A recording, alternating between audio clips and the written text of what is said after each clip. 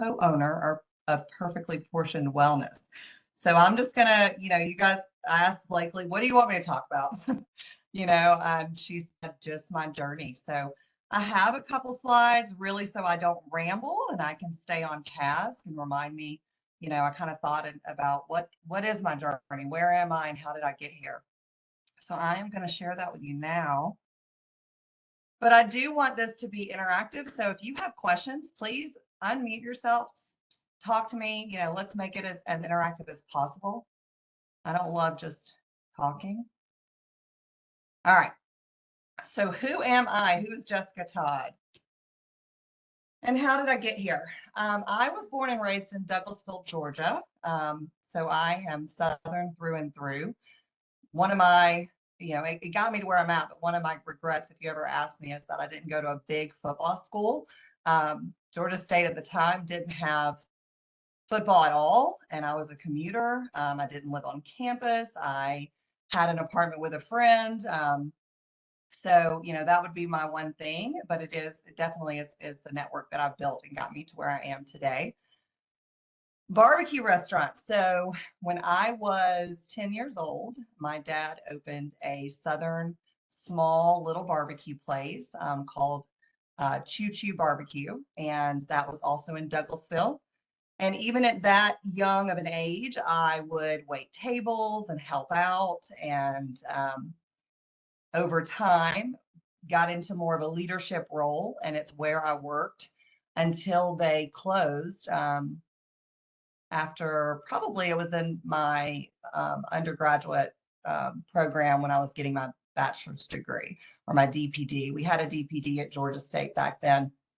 But even then, I had this knack for food and wanting the food to be healthier. Like I said, I'm Southern through and through. We had big country style dinners, fried chicken and mashed potatoes. I mean, carbs, every carb you can think of, that was on the dinner table.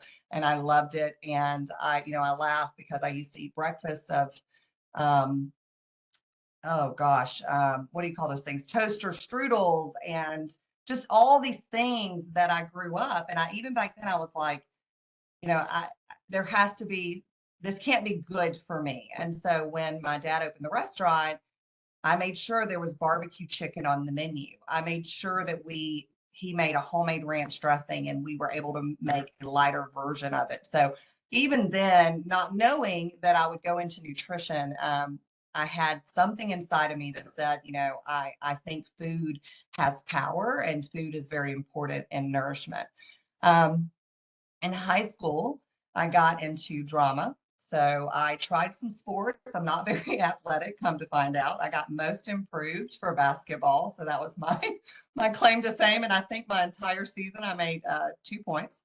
So I gave that up after middle school. And in high school, I tried out for a play and I loved it. And I did every single show that I possibly could. And I just knew I was going to be an actress. And after high school, I went to LA for a little showcase and realized very quickly that no, I will not be an actress. I am too practical. I didn't want to, I don't know, I couldn't fathom the idea of just the starving artist or just putting yourself out there and being vulnerable like that. It wasn't going to work for me. So I came back with my tail between my legs and realized, okay, what do you want to do? Like I knew that I was smart and I needed to go to school and I never thought that I wouldn't go to college. So when I decided to go to Georgia State, my very first, I guess when you register or when you decide when you declare a major, it was theater. And I don't remember taking a single theater class or drama class at Georgia State, but I remember looking back at my transcripts and seeing that that's what it originally was. But I met with Bill Andrews, and maybe some of you have been here long enough to have remembered Bill because he recently retired, I think a year or 2 years ago. But he was there way back when, and he talked to me about my likes, and he told me, I think that you might be a good fit for nutrition. And I was like, what? That's a degree. That's a thing.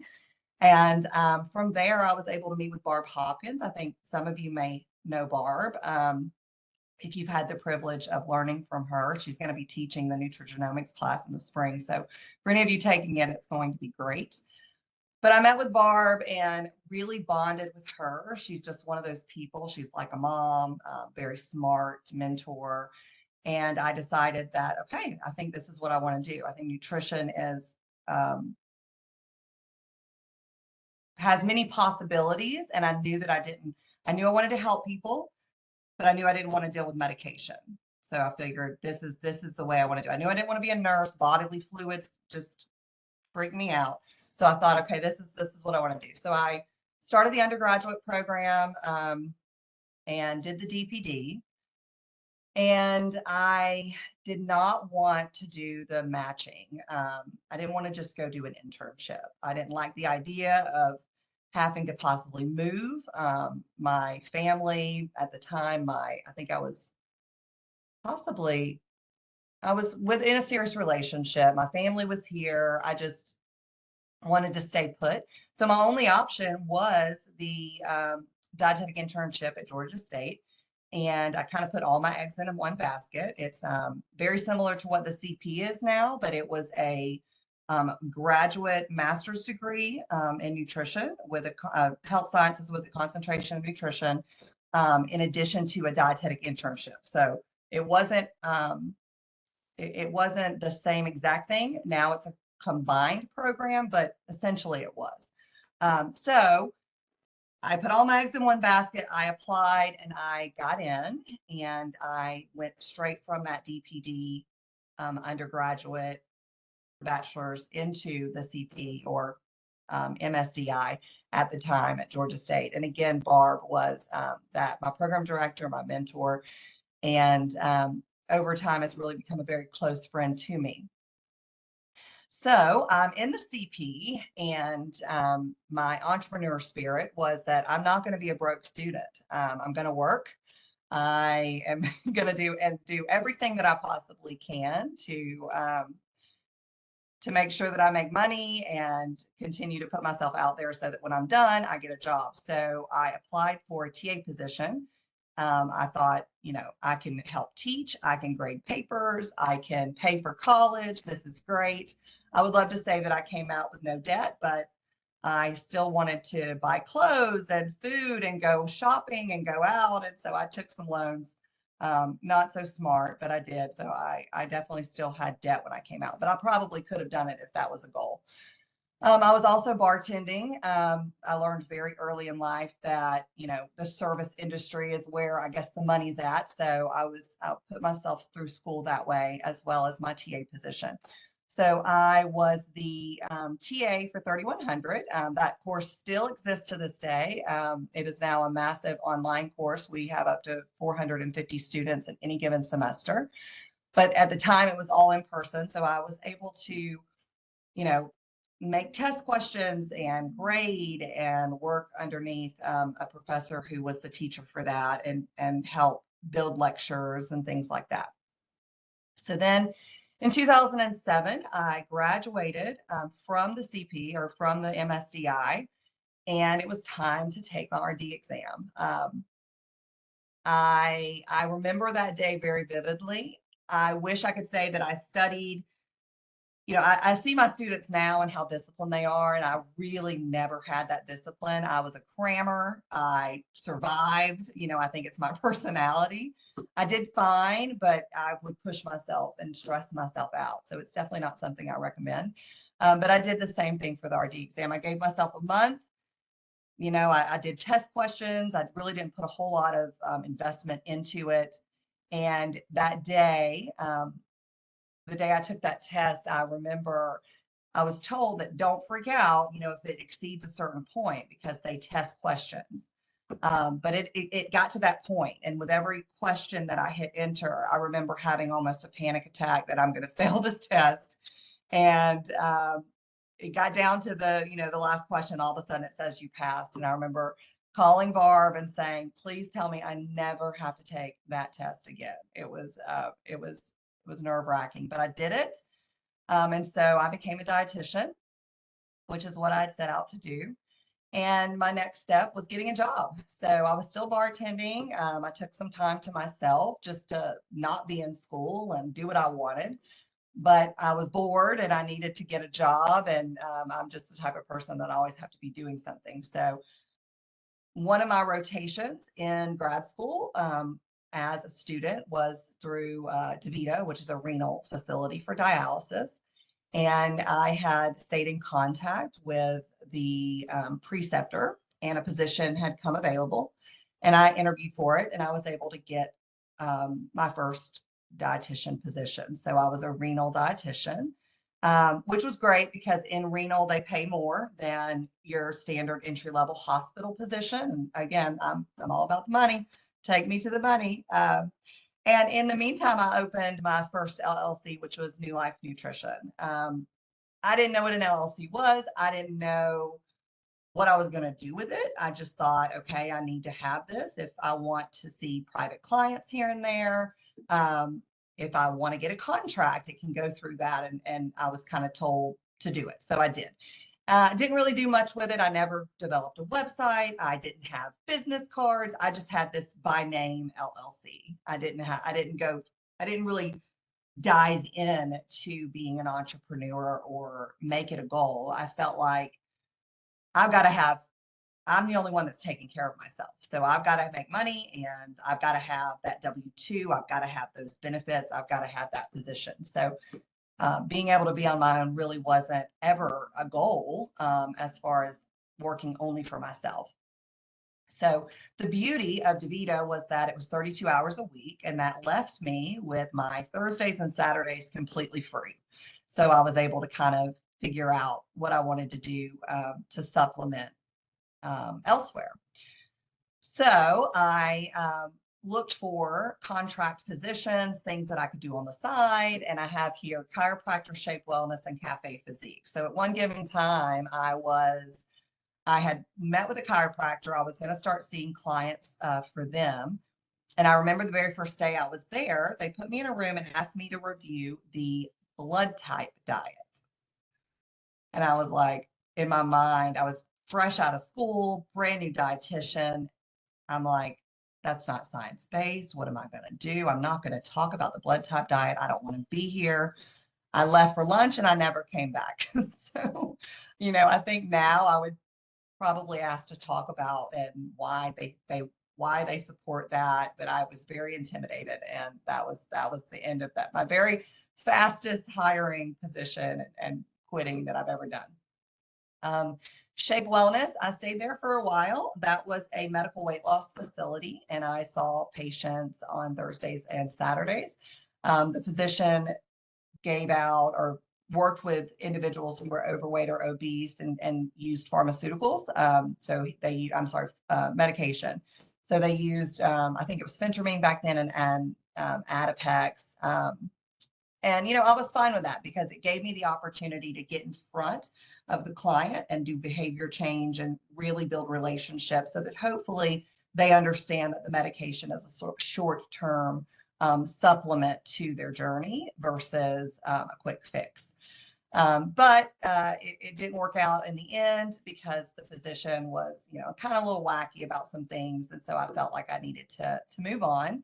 And another contract position I was Cafe Physique, and that was a personal trainer who would book an appointment with me, and we would work together to work with the client to meet their goals. So always looking for things, and along the way, I would get some private clients here and there, but still primarily DaVita.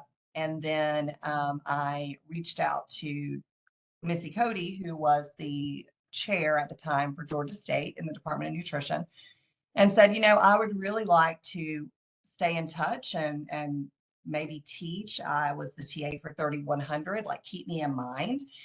And she said, I would love to see you in that role. And if you'd like to serve as hold on one second, guys. If someone came to my door, if you would like to take on a class, then let me know. And so I said, absolutely. And while I was working at DaVita and doing all these things, I started teaching a section of 3100. So that was, gosh, back in 2009. And from there, just me staying in touch with the department. Kathy McCarroll was the coordinated program director at the time, and she started asking me to be a preceptor. And I had many preceptors that impacted me as a student. So I said, absolutely. And I took students as a renal dietitian. So I had precepted those students.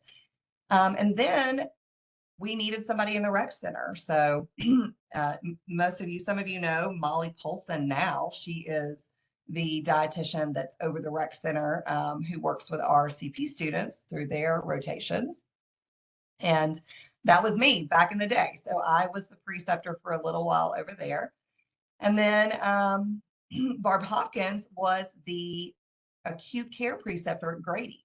And she was getting ready to kind of buckle down and go into the path of retirement.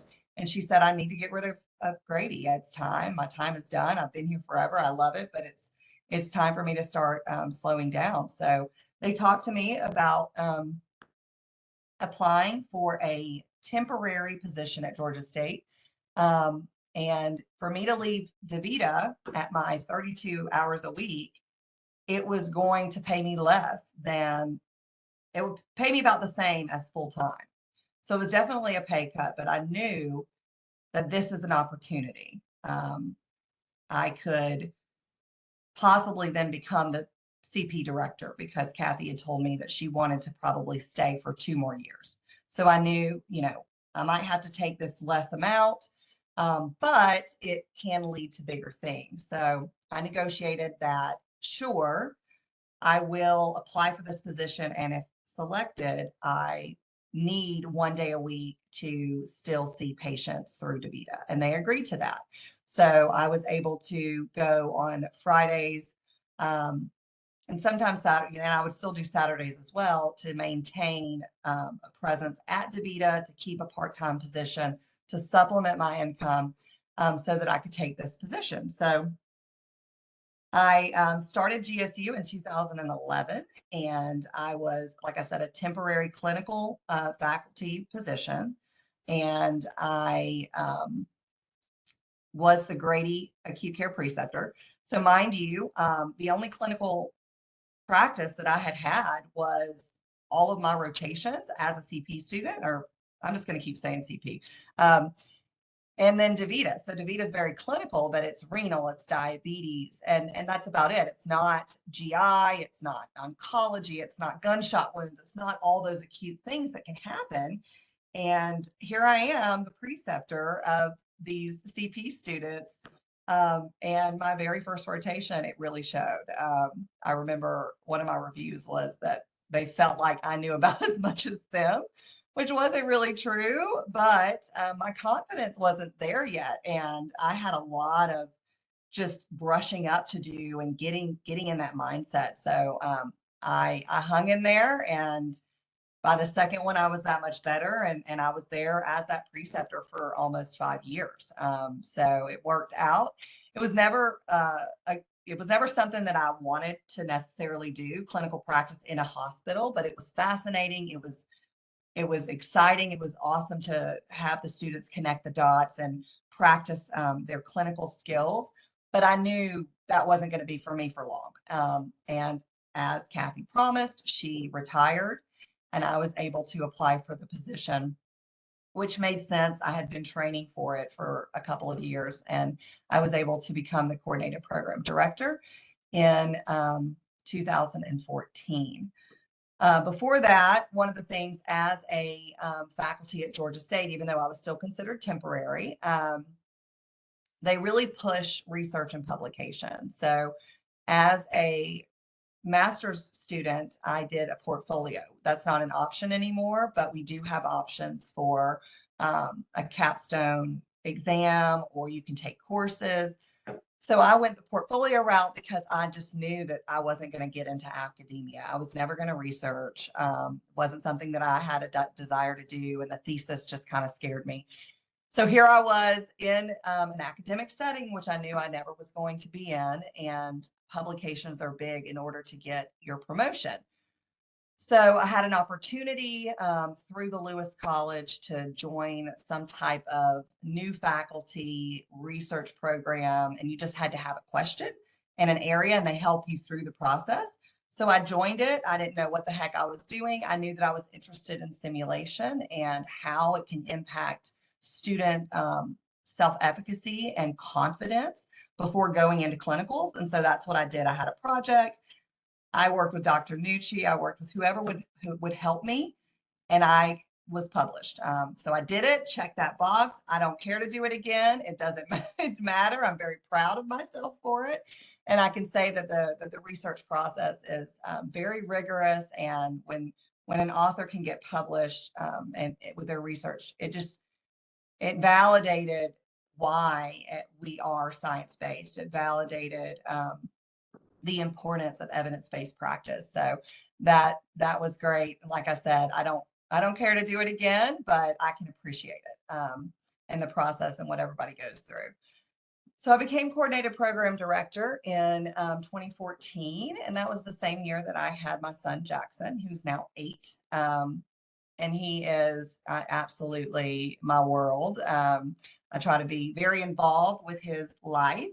And trying to find that balance. But I did that. And I remember that first year of being program director, having this child and everything. It was quite a challenge, but it is what it is. Women work and they have babies, and it's just, kind of resetting and redefining who you are and balancing your new you, because that's what we do. We evolve.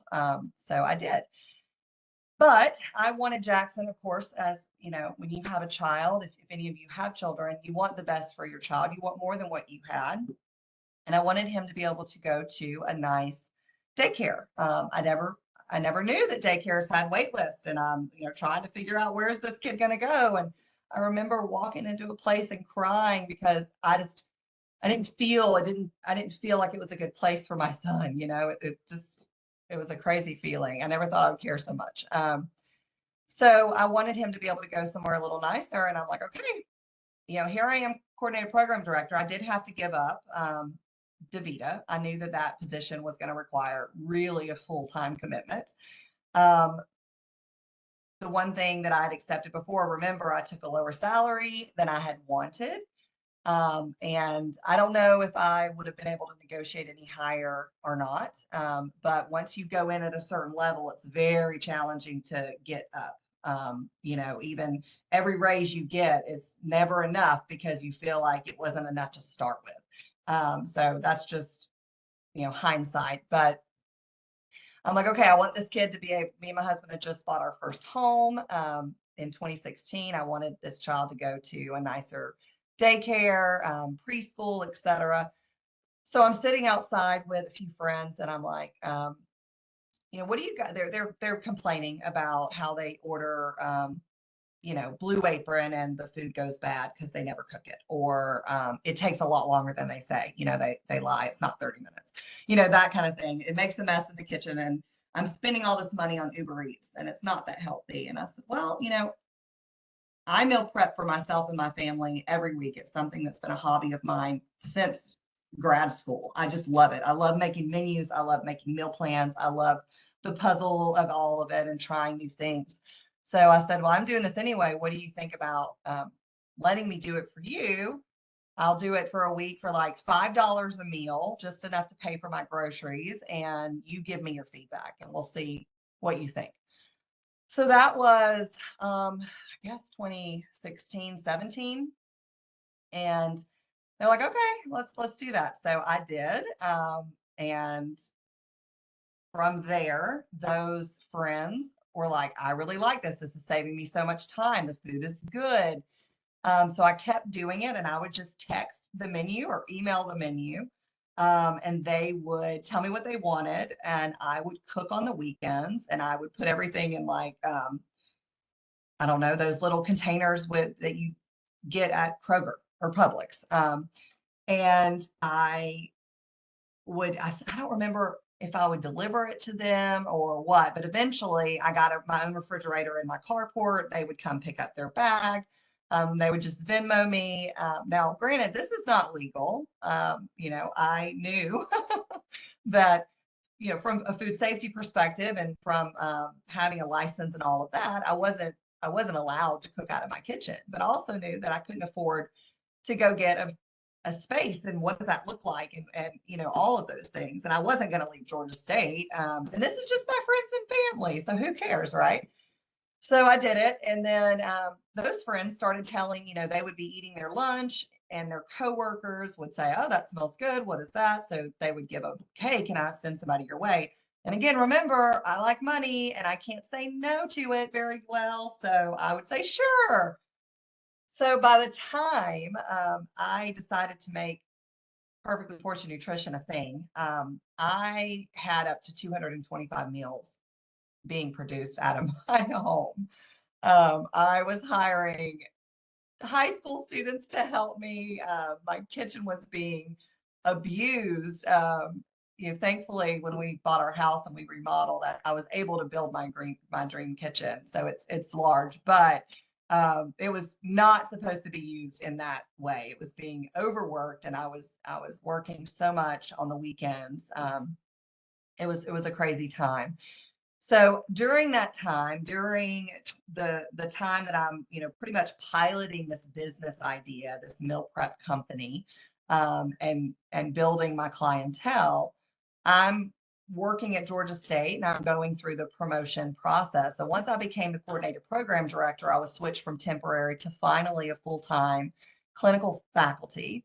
And the next step is, after 5 years, you can go up for a promotion, and that would be an assistant clinical professor. So to do that, you have all these check marks to do, one of which is a publication, grant money. It can be from anywhere, or showing that you at least tried, your teaching scores, your service, all these things. You put this huge packet of brag book together, and you go up for promotion. And during that same time, I was having to go through our full accreditation. So the coordinator program is accredited through the Academy of Nutrition and Dietetics, or ASCEND, which is the Accreditation Council. And this is something I had no idea what I was doing. You don't train for stuff like this, but I knew that it's a project. You guys are in school, you get projects. Some are bigger than others. They have rubrics, they have guidelines, they have small details. And that's what I did. I started going through. I leaned on Barb Hopkins, remember, my mentor, who knows it all. She will always be the person that I call. I leaned on I looked at our original self-study and how it was written. I reached out to other people. I talked to somebody at Ascend when I had questions, and I just took it one nugget at a time, and built it. And, they give you a deadline, they give you all this time. I have a high attention to detail. I'm a natural entrepreneur and leader, so I felt like I can do this. But it was a very challenging time. I was still doing the weekend meal prep. I still had a young child. It was extremely stressful, and I remember the day that I finally put everything on these jump drives, because a team comes in to review your program. They meet with your students, they talk to your preceptors, they look at your files. I mean, they go in depth into your program to make sure you're following the accreditation standards. And mind you, the accrediting body is governed by the United States Department of Education, so they're accredited. Um, and I get a call. It was a Friday afternoon. I had booked myself a massage for 3 o'clock. I was like, this is going to be my treat. I'm done with this crap. They're coming in this weekend. I am ready. Done. And then I get a call, and she's like, "I'm so sorry, Jessica. We're going to have to postpone. Somebody is sick. We can't get a fill in." And I was just like, "Oh God, I'm going to have to call you back," because I was so devastated. I wanted this to be done so bad. Um, and then they end up telling me that they have their own accreditation happening. So somebody from the Department of Education, the Georgia Department or the U.S. Department of Education, was also going to come. So I don't know, 1 or 2 months later, this site visit happens, and we got glowing reviews. We were more than ready. Our page is further validated that we can do really great things and big things. And it was the first time, not the first time, but when I felt the most proud to be a dietitian, because you hear that you need to go through an accredited program. You wonder, there's these other certificates out there, and there's people that call themselves nutritionists, and they're making money. They're building practices because maybe they have an entrepreneurial spirit, maybe they have a marketing background, a business background. It's not that it can't be done. There's coaches out there. There's all these different people that are part of this space.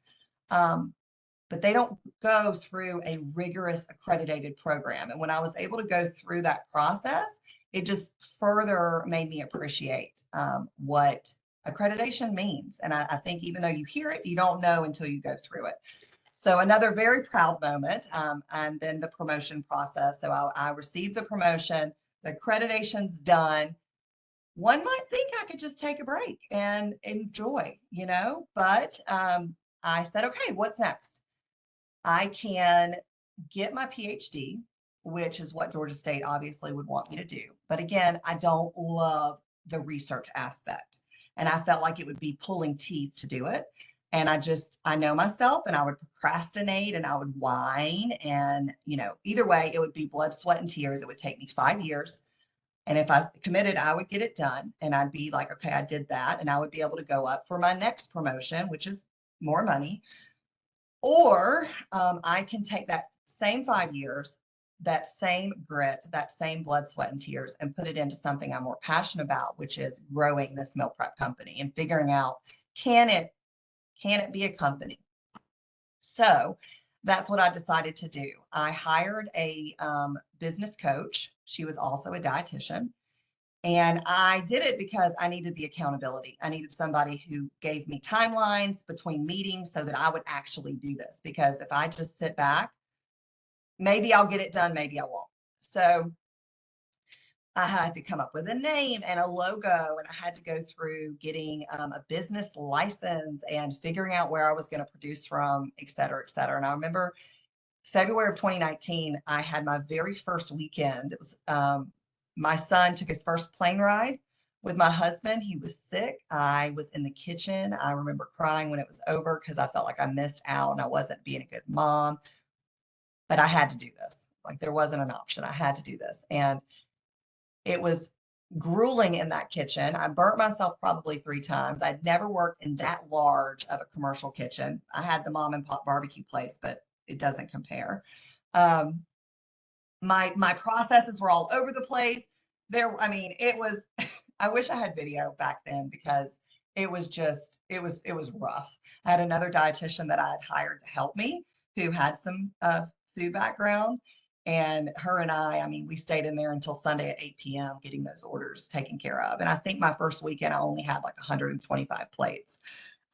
So that's where it started. COVID hit in 20. It's been up and down when it comes to PPN. I now have a much larger team. I now have a shared space only with one other producer. So we have almost a private space. I have, I pull from my grad students that have finished to help with the business. I pull from undergraduate students who want to intern with me, who turn into paid positions. So that's been a really good way that Georgia State and Perfectly Portioned Nutrition has collaborated together. I now have a marketing PR director. We have social media. I have a website designer. Everything is going. But now it's really like, where do we go from here? We're currently producing anywhere from 500 to 700 meals a week, but it is a grueling grind. I wish I could tell you that it's giving me all kinds of money. It is not. It does support, it does allow me to have a company vehicle. There are some owner benefits to it, but it is not sustainable yet. And I said I was going to give myself 5 years, and 2023 is year 5. So that's kind of like I'm back to that spot of what is next. Along the way, during this time, I went to Fancy back in I guess it was 2019, and really dove into the concept of culinary medicine. And as you guys know, I love to cook. Food is really my language. And I love to help people understand that you don't have to give up things to still be healthy, and that healthy food can taste great. And I sat in on a session it was 2 chef RDs, and they were from Tulane Medical School. And they were pioneering this program called Health Meets Food, where they were teaching med students about culinary medicine and why and how to talk to patients and how food interacts with disease. And it was an elective for them. So I remember texting Dr. Mo, who's our dean now, but he was my chair at the time. And I said, we need this at Georgia State. And he said, well, you got to get the money. Well, always about the money. I was like, okay, well, I'll look for grants. So a tech fee opportunity came out, and I was like, this isn't really technology, but I'm going to spin it because it is. It's a software. It is a license, and it's hands-on, and it can impact so many students, not just nutrition students, because it is open to undergraduates as well. And I applied, and I was funded. I was funded with, I think, $16,000 to get me started. I applied since then for a tech fee grant last year because I wanted silver countertops. I wanted stainless steel, which is also not technology. But I said that, the current countertops are not conducive for cooking. I don't even know what it's made out of. This is just to tell you that they can just say no. And the students in the technology committee, I guess, agreed. And I was funded for another 20,000. So I am getting finally some good quality countertops in the lab. So here I am now. I turned 40 last November. I turned 41 in a month. And that is that question, is where do I go now? What is next? And I honestly don't know. I am very interested. I mentioned Perfectly Portioned Wellness. That is my sister company. Margot Witteveen is my business partner. Her and I went to grad school together. She is an integrative functional dietitian, but she's very science-based and really good at what she does. And I said, listen, Perfectly Portioned Nutrition and Wellness was always going to have that component, but I'd never had an opportunity to work it because PPN takes so much of my time. So it's here, it's laying stagnant. If you want to partner with me, then we can do another LLC. It'll be 50-50, and then PPN is still mine. She wanted nothing to do with the food anyway, so that's worked. But it's really taken a long time to grow it all because it's been on her. It hasn't been something I've been able to do. And she has recently, I think, finally found her niche in the clientele that we're looking for. And that is primarily women, and women who are aging and starting to go through perimenopause, menopause. And so we've started offering Dutch hormonal testing as well as genetic testing. So those of you that have done nutrigenomics, you know that this is a very new science. There's not enough yet to say that there's many aspects are not validated, but it's here and it's happening, and doctors are using it, and nutrition coaches, and you have to have a license to do the lab. So I would imagine, but dietitians are doing it. And if we don't figure out how to do it in a ethical way and work with clients utilizing the tools that they want to pay for, then I feel like we're missing the boat as dietitians. So I told her, sure, I'm on board with that, but I want to do the test myself and I want to learn about it. So I'm very interested in personalized nutrition. Year 5, I hired a life coach. I didn't say that, but I hired a life coach last year. I think that age of 40 just kind of looms over your head, and you're like, okay, I don't know if this is what I thought 40 would look like. I I continue to burn the candle at both ends. That's something I've always done, but is it who I want to be in my 40s and in my 50s? So figuring out who I want to be and what's next is kind of that golden question that I'm working through right now. And what do I want to do with PPN? It's one of three things: show profitability and sell, attract a partner that actually has the financial money to put into the business to scale it, so that we can be a thriving company. I think that we certainly have the quality and product. It's more so about the staff, the space, and the money to throw into the marketing, which, I've done this all from my own financial backing, and I did get some government funding from COVID. But other than that, there's been no loans taken out. There's been no partnership at all. So we'll see.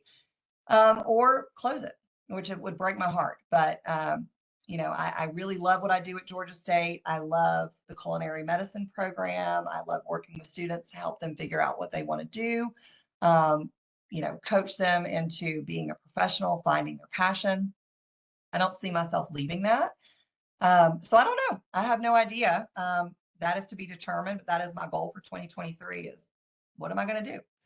And then any words of wisdom for you guys as far as a closing before I will open for questions is, I thought about this and what I say to myself, my little mantras is, don't let fear keep you from saying yes. If you can ask yourself, do I want to do this? And the answer is yes. And then you can give yourself reasons as to why you can't, then that's fear.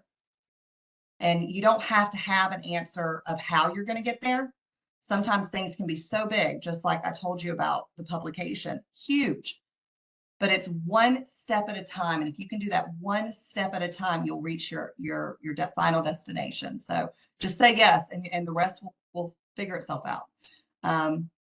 Every interaction is a possibility. I kind of really enforce this with students because how you show up to a job, how you show up to a rotation, how you show up to a volunteer activity, how you show up to class, everybody, it's an impression, it's an interaction, and it's a possibility. You don't know if that professor knows somebody who can give you a TA position. You don't know if that employer has somebody in their family who can give you a letter of recommendation or a job or an internship. So just remember that every interaction is a possibility. And then pay yourself first. Nobody's going to take care of you. Even at Georgia State, when I have things that are happening and I know I have a deadline and I'm there, if there's something that has to happen and it takes 10 minutes of my time because it's going to only get me further in my professional journey, I pay myself first. So I think that is something that I just remind myself, nobody else will take care of you except for you. So try to pay yourself first. And I think it's time for me to quit talking. And I would love to hear from you guys if you have any questions or comments. I did see that Celine put her hand up during the presentation. Do you have a question, Celine? Sorry, Celine, I didn't see it. I don't know if she... Yeah, sorry. Okay.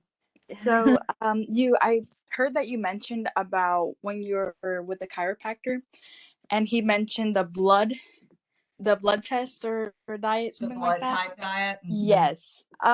Why did you stray away from that?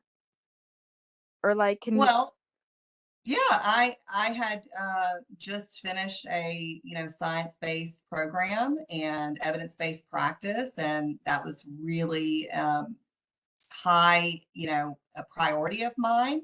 And I knew based on lit reviews that I had done in grad school that eating based on your blood type is just not validated. And it wasn't something that as an RD that I was willing to promote. I don't think that any foods don't fit, and I would prefer to work with the individual based on where they're at and creating behavior change and lifestyle modifications that fit with them. So it just wasn't something I could subscribe to, and I didn't want to work with them for that reason.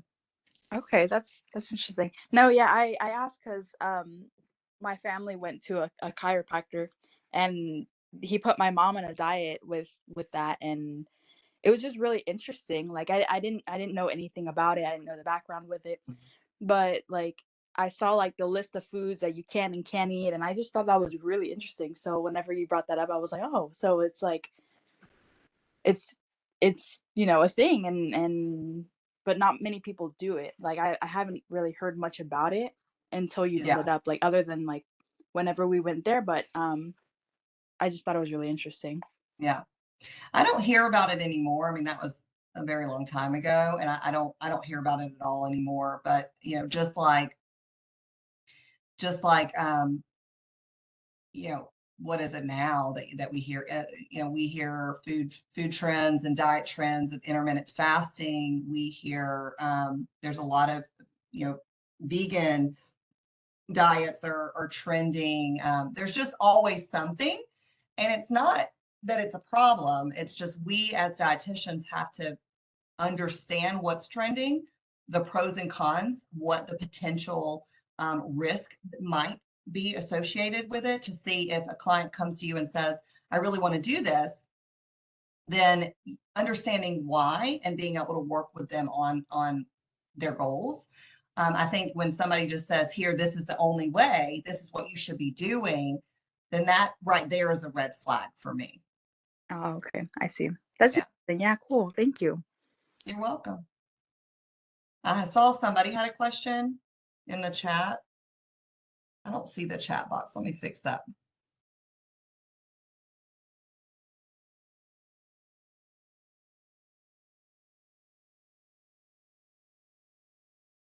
Do you see it, Blakely? Oh, Chris has his hand up. Yeah, I can read that to you after Chris asks his question. Okay. Okay. It may be the same thing, but it might be a dumb question too. But is there a difference between a dietitian and a nutritionist? It is not a dumb question. It is a great question. I think it's very confusing. And one of the reasons that CDR, which is the credentialing body that gives the exam, um, and the academy decided to put nutrition in the RD after the RD credential. So we are now considered registered dietitian nutritionists, because the public, the general public, they resonate with what a nutritionist is more than what is a dietitian. But a dietitian is that person or individual who has went through an accredited program, such as the coordinated program at Georgia State, which I talked about what you have to do to stay accredited, and they complete the supervised practice or internship, and they sit for a national exam that they then have to stay up with their continuing education credits in order to remain credentialed. Now, license is based on the state. So Georgia is a licensed to practice state. I think maybe California is not. Most states are licensed to practice states.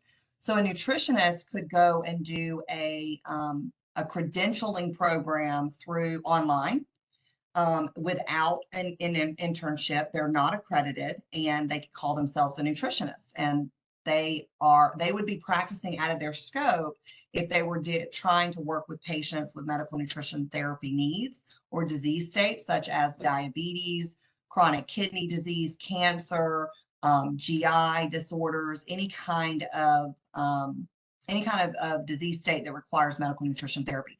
They should not be working with individuals at that state. Now, if it's somebody that is just like more of a health coach, they're talking about general healthy eating, lifestyle modification, that's fine. And you don't have to have the credentials to do that. But as you can imagine, especially people like me who like to make money, it's a gray area, and there's many people, including trainers, that might be practicing out of their scope. Does that answer your question? Yes, because on TikTok, I think there's like a lot of Yeah. like I guess misinformation going on, or just not Yeah. even also confusing information. Mhm. And I'm not like in nutrition at all, but like I could kind of like see a difference, but I just wasn't fully aware what the difference was. But thank you, that did answer my question. Absolutely. Social media is such a hard thing because anybody can have a TikTok account, anybody can publish. and what your message is. It's not like somebody at TikTok is going through to make sure that it's scientifically based, that it's factual, any of that. So it's one of the greatest challenges of being a dietitian is that we're constantly debunking things. And I would say find some really good social media savvy RDs that are out there, because there are some great ones that debunk fads and they tell you why, and they support it with the research. So you just gotta take everything with a grain of salt and be able to look it up. So Miriam in the chat said, I'm trying to build a nutrition app. How do you suggest I market it and gain traction with the public? You need to become social media savvy if you're not. That is one of the hardest things that I've had to learn. I remember I didn't even have an Instagram account when I started PPN, but I knew I had to. So I built the account. Taking pictures of food and editing and all those things drove me crazy. I ended up outsourcing it to one of my clients who was really great at it. So I fed her for free and she did my social media, but I didn't really have a marketing person. But from there, I was able to build my followers. I was able to, reach out and do promos and do giveaways. I would say if you have a website for your nutrition app, you could, when you sign onto your website, make sure that you have a spot for them to sign up to receive your newsletter or any communications that you have, so that as this nutrition app launches, you can send it out via MailChimp and reach all of your subscribers. You can talk about it on your social media. You can get people to trial it and give testimonials. So there's all these things that you can do. And I would have to know more about the nutrition app to give you some better ideas too, is what I would say. But I would say social media is and if you can get savvy with TikTok, that's even supposedly stronger. We have TikTok, but we don't do a ton on it. That's one of the things that we need to be doing more of. Jemiah? Hi, I don't really have a question. I just have a little comment. Sure. I really do appreciate this talk because I could see or I could hear the passion of every single step of the way that you did.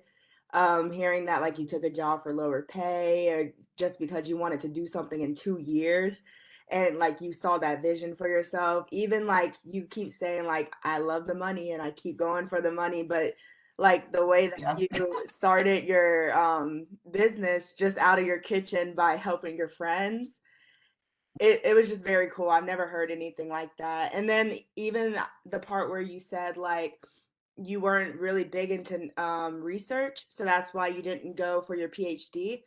I find that very interesting because myself, I'm not into research either. I mean, doing it and looking over it, I do learn stuff and I do appreciate people who are interested in it because somebody has to be that person. But I've just never heard anything like this before. Oh, well, thank you very much. Passion is definitely you can hear it in your voice, in your story. Thank you. Thank you. And I wish you the best with your business too. I hope you don't have to stop it because it seems like something you really love to do. I do. My life coach did ask me a question though. She said, and it's resonated. Why are you doing it? She said, I can't remember exactly how she put it, but it was kind of like, are you stroking your own ego in a way, And I ask myself that sometimes. I 100% love that I'm helping families and I'm helping, busy individuals feed themselves, but is it massaging my ego in a way, because I need to be needed? And I think that's a question that as I grow and mature that I'm asking myself, because what am I sacrificing to do it? I'm sacrificing my own personal health at times, my exercise routine, my mental health, so I think this next stage of my life, I'm going to have to figure out how to balance it even better and further. because your body just can't sustain it. And it's not what I don't want to grind so hard anymore. But you're right. I love it. And I think that we have a really great thing. And, I just believe what's supposed to happen is going to happen. Yes, ma'am. It's super cool. I hope you can keep doing it. Thank you. Um, All right, I see Blakely you put my stuff up there. Yes, please contact me. Yes, Aline? Hey, so I was wondering what your take on is on the obesity epidemic. What do you think about that? Oh my gosh, that's a whole nother conversation. Sorry. Oh gosh. What do I think? I think that it's only going to get worse. I think that until this country can get behind some policies surrounding prevention over treatment, nothing's going to change. What I love about the potential of personalized nutrition and genetic testing is that, your genes are gun and your environment's the trigger. And if you think about, if you knew that you're genetically predisposed to potentially have issues with, let's say, glucose and insulin, so you're at a higher risk of development of diabetes, how would that might help you to manage your environment? How do we work with those individuals? And that's just one example. So I think dietitians are going to have to continue to work hard at validating their self-worth, showing. That's why it's a master's degree entry now. It's because if we don't do that, where you have your pharmacist and your respiratory therapist, your pharmacists are now doctors, your physical therapists are doctors. And so having the RD as a master level entry is going to further what we can do and allow us to be part of that medical team at a higher level, which should pave the way for more income, attract more people to the profession, because really we need to be getting insurance reimbursement. We get very little. So it's huge, and policy is really where it's gonna take for any change to happen, for us to be able to make an impact on obesity. I see. Okay, cool. Thank you. I just I've been super interested on it lately, and that's one of the many reasons why I changed into public health, because I originally, with the nutrition and wellness, I wanted to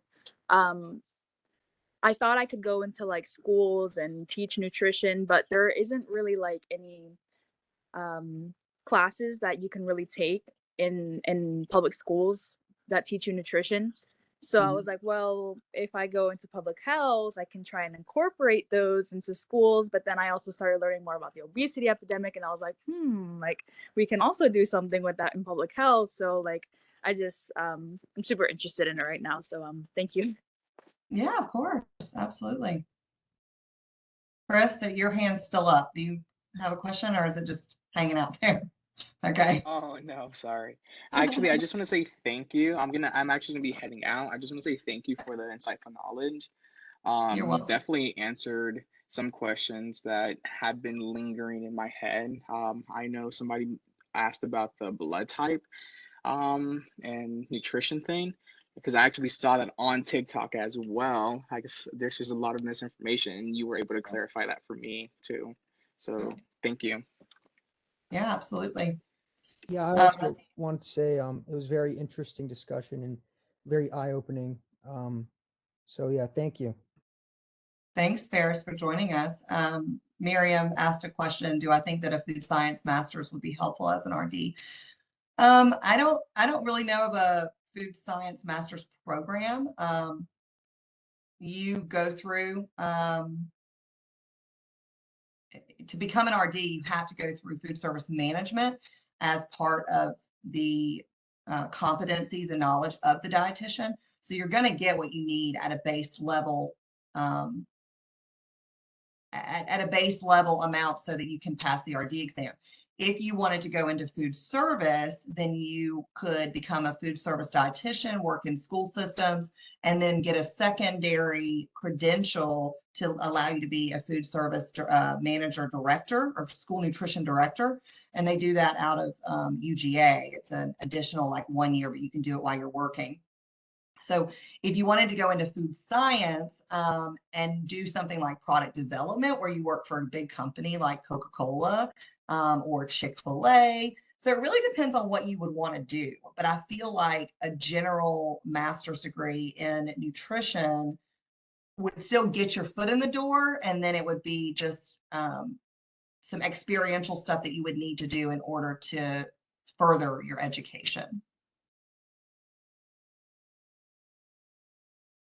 I actually have a question. So Erica and Jemiah and I were about to graduate, and I know that we are interested in the coordinated program. So do you have any advice for us as we come close to applications and everything? Yeah, I would say that you really want to take that that goal statement or that application letter seriously. You want to make sure that it highlights who you are, you know, kind of like your story, why you want to be a dietitian, why Georgia State, very specific to